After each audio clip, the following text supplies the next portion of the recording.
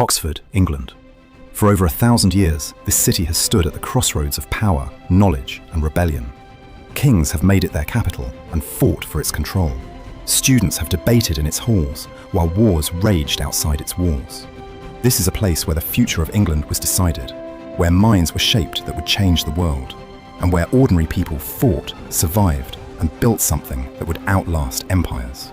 Today, using advanced AI techniques, we can transform centuries-old engravings and faded photographs into vivid, lifelike scenes, bringing Oxford's remarkable past to life in ways never before possible. We're going to walk through every century of this city's existence, from a muddy river crossing to one of the most famous cities on Earth. You'll see triumph and tragedy, genius and brutality, plague and rebirth. This is the complete story of Oxford. Let's begin at the beginning.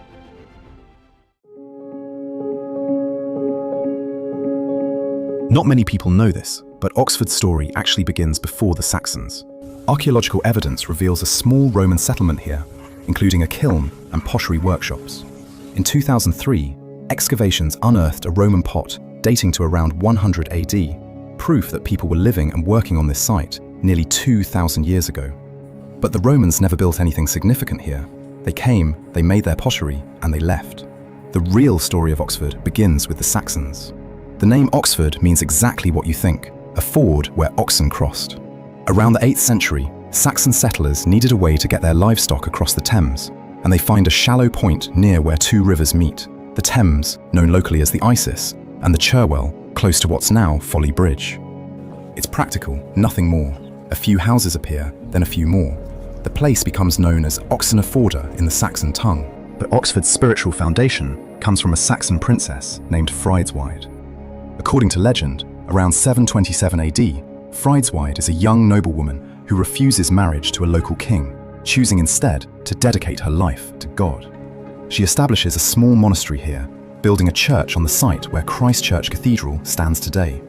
Whether all the legends about her are true doesn't really matter. What matters is that her church becomes Oxford's first significant religious building, and Friedswyde herself becomes the city's patron saint.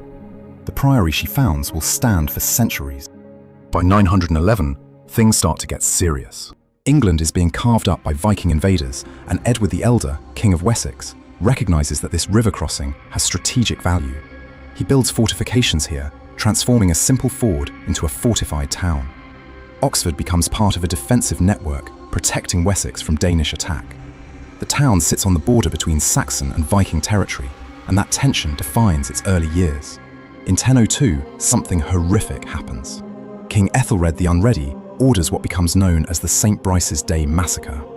On November 13th, Saxons across England are commanded to kill all Danish settlers in their midst.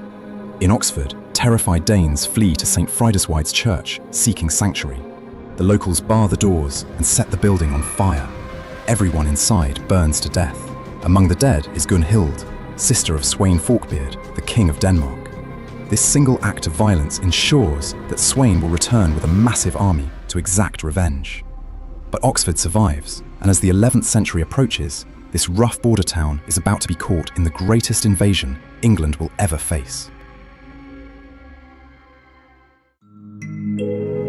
1066 arrives, and with it, William the Conqueror. Oxford submits to William without a fight, but submission doesn't mean trust. Within 2 years, William orders the construction of Oxford Castle, a massive stone fortress designed to intimidate the population and control the surrounding territory. Robert D'Oyley, one of William's most trusted knights, oversees the building. The message is clear: Norman power is here to stay. The castle includes St. George's Tower, which still stands today. It's not ornamental, it's a weapon, a symbol of occupation in stone. The Normans confiscate Saxon properties, redistribute land, and impose their language and laws on a resentful population. But something unexpected begins to grow in Oxford's shadow. By the early 12th century, scholars start gathering here. No one knows exactly when formal teaching begins, but by the 1120s, there are documented lectures taking place. Why Oxford? Partly because it's centrally located, partly because it sits at a crossroads, and partly because the church is powerful here. In 1133, Osney Abbey is founded just outside the town, adding to Oxford's growing reputation as a centre of religious learning. Then, civil war. In 1141, England tears itself apart in a conflict known as the Anarchy, fought between Empress Matilda and King Stephen over who should rule. Oxford becomes a battleground. Matilda seizes Oxford Castle and holds it against Stephen's forces. He lays siege to the castle in the winter of 1142.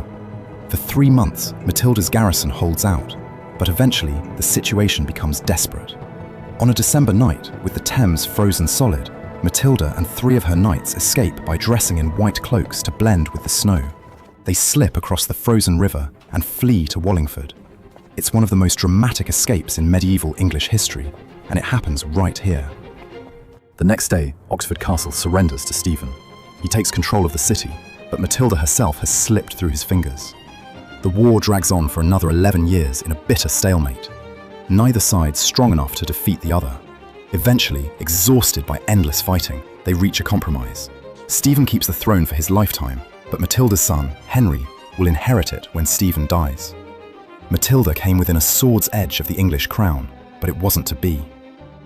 England wouldn't have a crowned queen ruling in her own right for another 412 years, until Mary Tudor took the throne in 1553. But even during those years of chaos and siege, scholars had kept coming to Oxford, and now, with peace restored, their numbers swell. The real catalyst comes in 1167. Henry II, furious with France, bans English students from attending the University of Paris. They need somewhere to go, and many choose Oxford. The trickle of scholars becomes a flood. Informal teaching arrangements solidify into something more permanent. Oxford is becoming a university town, though no one uses that word yet. By the late 12th century, Oxford has survived conquest, massacre, siege, and escape, but its most important transformation is only beginning. The 13th century is when Oxford stops being just another town and becomes something unique. Students and scholars are everywhere now, living in lodging houses, attending lectures in rented rooms, and frequently getting into violent brawls with locals. Town and gown tensions run deep. In 1209, a scholar kills a local woman. The townspeople, enraged, hang 2 of his innocent colleagues in retaliation. In protest, many scholars pack up and leave Oxford entirely. Some go to Cambridge, where they establish a rival university. It's a split that will define English academia forever. Oxford's first colleges appear during this century. University College, Balliol, and Merton all claim to be the oldest, each founded in the 1260s and 1270s. These are a new model for education, self-governing communities of scholars with their own rules, their own finances, and their own endowments. The idea is revolutionary. Learning supported by permanent institutions rather than the whims of individual teachers. But Oxford isn't peaceful. In 1248, there's a riot so severe that the university suspends operations entirely. Scholars and townspeople clash repeatedly throughout the century. The violence reflects deeper resentments. Students are often exempt from local laws. They drive up rents. They're rowdy and arrogant. The locals work hard for their living, and they resent these privileged young men treating their town like a playground. By 1284, Merton College establishes the first proper academic structure, with fellows, statutes, and a formal curriculum. Other colleges quickly follow the model. The University of Oxford is no longer just an idea. It's a physical reality, built in stone, and it's changing the character of the entire town. Then, in the 14th century, something comes that's worse than any riot.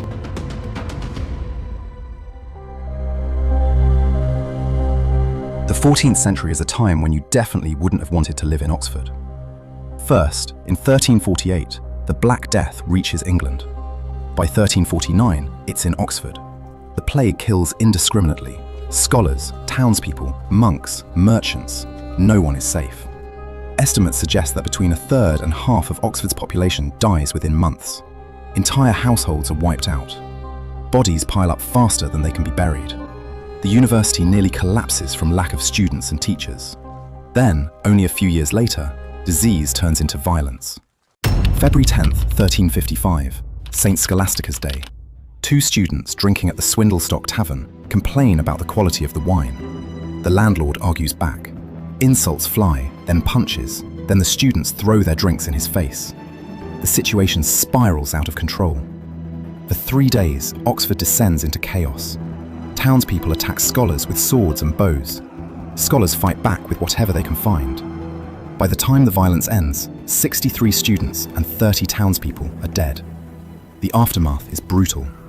King Edward III sides with the university. As punishment, Oxford's mayor and council are forced to attend a mass every year for the dead scholars and pay annual penance. This humiliating ritual continues for 470 years. But Oxford rebuilds. New colleges rise from the ashes. New College is founded in 1379 with a revolutionary architectural plan, and All Souls College follows in 1438, specifically to pray for those killed in the 100 Years' War. The 15th century brings relative stability, but the 16th century brings religious upheaval. Henry VIII breaks with Rome in 1534, and Oxford, so deeply connected to the Catholic Church, is thrown into turmoil. Monasteries are dissolved, relics are destroyed, and scholars are forced to choose sides. The city's religious houses, Osney Abbey, Rewley Abbey, and others, are torn down, their stones repurposed for new buildings. Then, the first Queen of England arrives. Mary I, Bloody Mary, a Catholic queen determined to reverse her father's reforms. In 1555 and 1556, Oxford becomes the site of some of the most infamous executions in English history.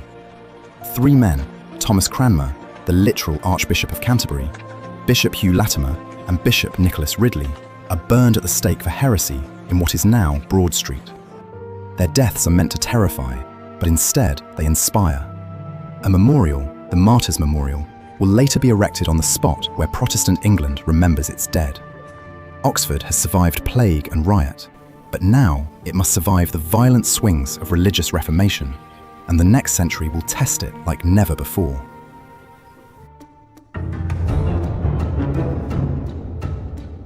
(1642). England is at war with itself. King Charles I and Parliament are locked in a struggle for power, and Oxford finds itself at the centre of the conflict. Charles chooses Oxford as his capital after being driven from London. For 4 years, from 1642 to 1646, Oxford is a royalist stronghold. The king and his court take up residence in Christchurch. Colleges are turned into barracks, ammunition stores, and weapon workshops. The city's beautiful quadrangles echo with the sounds of drilling soldiers and cannon fire. Life in Civil War Oxford is hard. Food is scarce, disease spreads, and the constant threat of siege hangs over everyone. Parliamentarian forces surround the city multiple times, cutting off supply lines. Students continue their studies as best they can, but many abandon their books to fight. In 1646, the war turns decisively against the king. Oxford is besieged one final time, and Charles, realizing the situation is hopeless, disguises himself as a servant and flees the city under cover of darkness. Oxford surrenders shortly afterward. Parliament's troops march in, and the royalist dream dies. The victorious parliamentarians systematically demolish most of the medieval stonework of Oxford Castle to ensure it can never be used as a royalist stronghold again. Only St George's Tower is spared. It's needed as the county prison. The Norman motte, the great earthen mound built in the 1070s, still stands in Oxford today. The restoration of Charles II in 1660 brings Oxford back into royal favour. The king remembers the city's loyalty, and he pours money into building projects. The Sheldonian Theatre, designed by a young Christopher Wren in 1664, is a masterpiece of the era. It's one of Wren's first major works, and it shows the confidence of a city emerging from trauma. Then, in 1681, Charles calls a parliament in Oxford to avoid London's hostile crowds. It meets in the Convocation House and lasts just a week before Charles dissolves it. It's the last time an English parliament meets outside London. Oxford ends the 17th century scarred but intact, its university stronger than ever, and as a new century dawns, the city is about to enter its golden age. The 18th century is Oxford's age of reason. The university produces some of the greatest minds in British history. John Locke's ideas on governance and liberty spread across Europe and inspire revolutions. Adam Smith studies here before writing The Wealth of Nations. Edmund Halley, the astronomer, becomes civilian professor of geometry and predicts the return of the comet that will bear his name. New colleges continue to appear. Worcester College is founded in 1714, rising from the ruins of Gloucester College. The city's streets are paved, new bridges are built, and the infrastructure improves. Oxford is no longer a medieval relic, it's becoming a modern city. The city is also expanding physically. The Radcliffe Camera, one of Oxford's most iconic buildings, is completed in 1749. Designed by James Gibbs, it's a circular library unlike anything else in England. Funded by a bequest from Dr. John Radcliffe, it becomes the reading room of the Bodleian Library, one of the oldest libraries in Europe, and symbolises Oxford's commitment to knowledge. Yet the university remains deeply conservative. Religious tests exclude anyone who isn't Anglican. Catholics, Protestant dissenters, and Jews cannot attend. Women are completely barred. The curriculum is rigid, focused on classics and theology, while the natural sciences are largely ignored. Critics call Oxford sleepy and out of touch, more interested in port and privilege than progress. Underneath the calm surface, tensions simmer. The town still resents the gown. Riots occasionally flare up, though nothing like the violence of previous centuries. The university tightens its grip on the city's governance, controlling trade and politics in ways that breed resentment among merchants and workers. As the 18th century ends, Oxford is beautiful, wealthy, and intellectually vibrant. But it's also deeply complacent, and the industrial age is about to force it to change. The 19th century transforms Oxford from a medieval university town into an industrial city.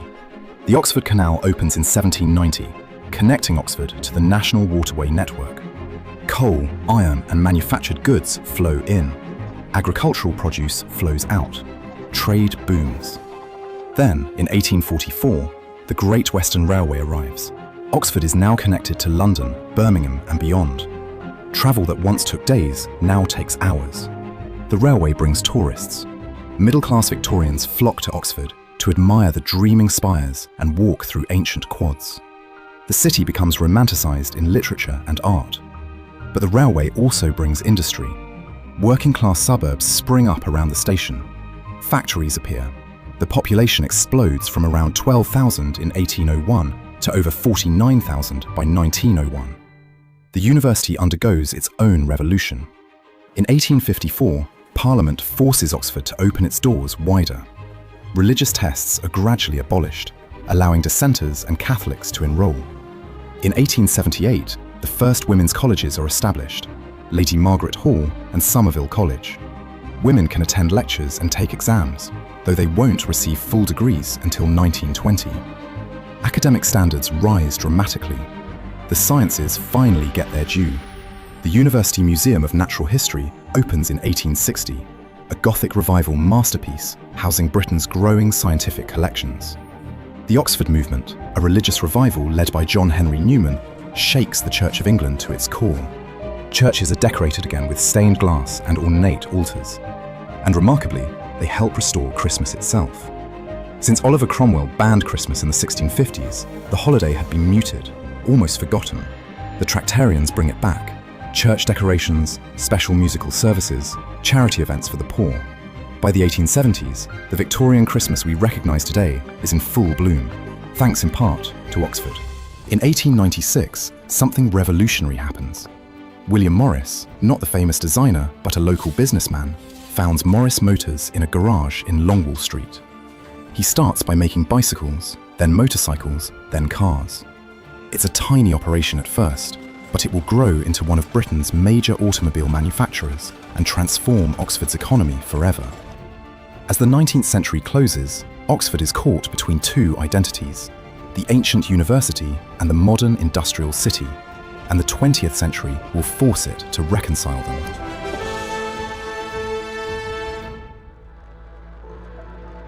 When World War I breaks out in 1914, Oxford throws itself into the war effort. The university empties as students and dons enlist. The colleges are turned into hospitals and officer training facilities. Over 14,000 Oxford alumni serve in the war, and more than 2,700 are killed. The war memorials that appear in college chapels afterward are sobering reminders of a lost generation. William Morris's young car company, barely a year old, immediately stops production and transforms into a munitions factory. The Cowley Works become part of the Trench Warfare Department, producing 50,000 naval mine sinkers and Stokes trench mortars. The assembly lines that once built civilian cars now build weapons of war. After the war, Morris Motors explodes. By the 1920s, it's producing thousands of cars annually. The Morris Oxford, Morris Minor, and later the Mini become icons of British motoring. Cowley becomes a working-class industrial district, a stark contrast to the university's ancient streets. Thousands of workers flood into Oxford for factory jobs. The population surges, housing estates spring up. The city's economy diversifies beyond the university for the first time in centuries. But not everyone is happy about it. The private developers build walls. By 1934, 9-foot-high brick barriers topped with revolving spikes are built, cutting right through streets and physically separating the council estate from the private homes. Residents of the Cutslow estate wake up one morning to find their routes blocked, their access to shops and schools suddenly longer, their very existence declared inferior. The outrage was immediate. Protests erupted. The Oxford Mail ran blistering editorials. Working-class groups organised demonstrations, but the walls stayed up. For 25 years, the barriers stand, a physical monument to class division. Finally, in 1959, after years of campaigning, the walls come down. Bulldozers reduce them to rubble. Even today, walk through Oxford and you'll pass from cobblestoned college quadrangles to working-class neighbourhoods in 5 minutes. Two worlds, still not quite touching. Meanwhile, as Oxford was grappling with its divisions, another kind of creation was underway, and it all starts in a pub called the Eagle and Child. Every Tuesday morning, starting in the 1930s, a group calling themselves the Inklings meets to drink beer and read unfinished manuscripts aloud. Two World War I veterans, J.R.R. Tolkien and C.S. Lewis, both damaged by the trenches, both searching for meaning in a mechanized age, are busy creating mythologies that will redefine fantasy literature forever. The Lord of the Rings, the Chronicles of Narnia, the Screwtape Letters, all of them drafted, debated, and refined in Oxford pubs and college rooms. When World War II begins in 1939, Oxford is terrified of bombing. The government considers evacuating the university. Blackout curtains go up, air raid shelters are dug, and the city prepares for the worst. The Morris Works shifts to war production again, building tanks, munitions, and aircraft parts. Women fill the factory floors as men go to fight. Oxford becomes a centre for code breaking and secret intelligence work, with academics recruited into government service. And in a laboratory at the Dunn School of Pathology, two scientists are racing against time on a project that will save many more lives. Howard Florey and Ernst Chain are working to purify and mass-produce penicillin. Alexander Fleming discovered the mould in London, but it was Oxford that figured out how to turn it into medicine. By 1942, they've succeeded. Penicillin becomes the wonder drug of the war, saving countless soldiers from infections that would have killed them in previous conflicts. It's one of the most important medical breakthroughs in human history, and it happens in Oxford. Miraculously, Oxford is largely spared in World War II.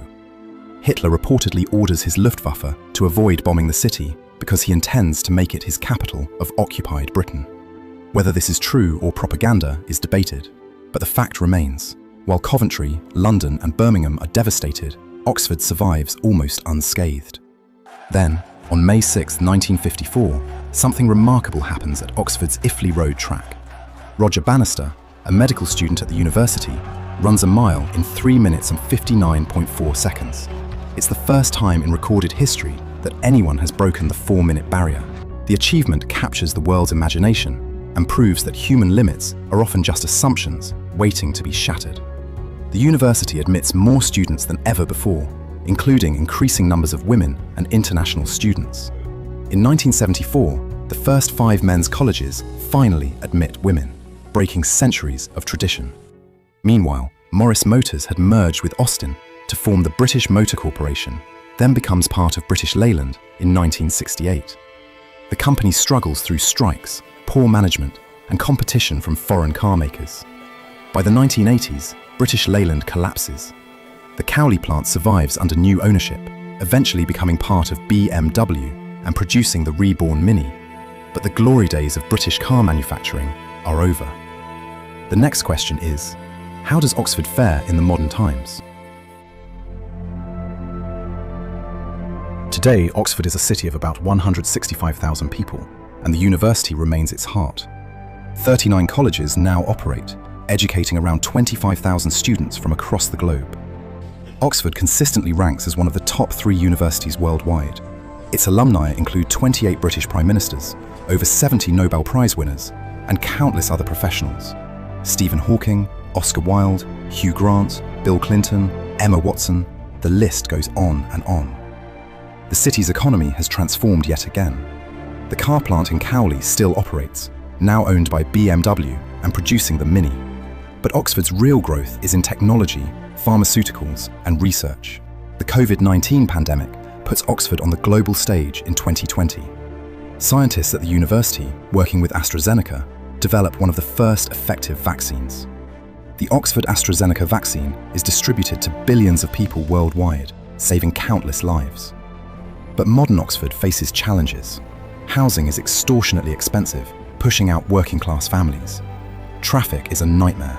The city struggles to balance tourism, which brings millions of visitors annually, with the needs of residents.